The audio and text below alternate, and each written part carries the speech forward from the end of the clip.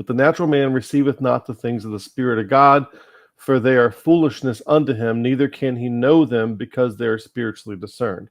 And most often, this passage gets used to promote the Calvinistic spiritual elitism of me and not you.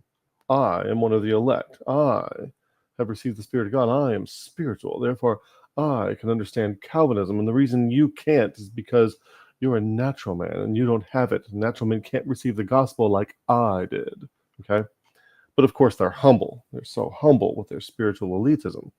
And so typically, there's this quote that I saw recently, and you can see this around anywhere.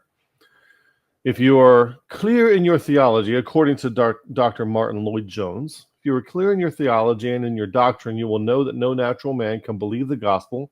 Now, the text doesn't say that. So if you expect a natural man to believe the gospel simply because you are putting it to him, you are denying the gospel and you have not understood it yourself. There are so many problems with this.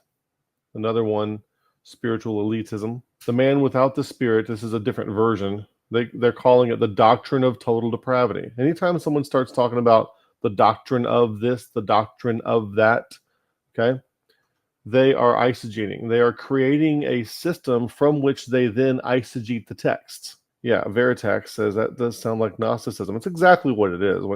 If Calvinist is using 1 Corinthians 2:14, they are promoting Gnosticism. There are no two ways about that.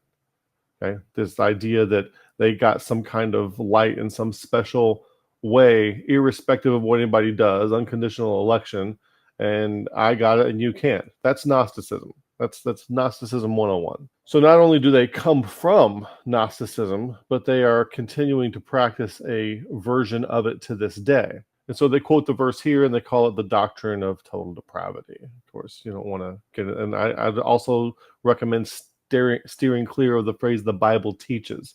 Now, I'm working on some biblical interpretation curriculum right now where I'm going to delve into why that's a problematic phrase and what is underlying in the subconscious when somebody says that. If someone says the Bible teaches, they don't realize this, and most people don't realize this, but they actually don't hold the Bible as the authority if they use that phrase. And I can prove that. Now, they think they do. They will say they do, but they do not. You can't.